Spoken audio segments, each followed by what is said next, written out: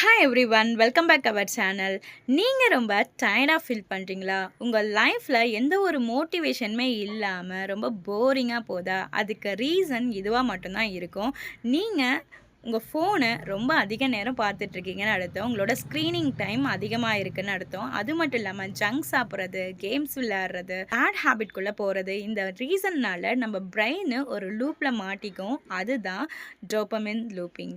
அந்த டோபமின் லூப்பில் மாட்டிகிட்டு இருக்கிறதுனால உங்களால் அந்த விஷயத்துலேருந்து சீக்கிரமாக வெளில வர முடியாது. ஒரு ஃபோக்கஸே இல்லாமல் லைஃப் ரொம்ப டயர்டாக எதுலேயுமே ஒரு இன்ட்ரெஸ்டே இல்லாமல் உங்கள் லைஃப் போயிட்டுருக்கும்.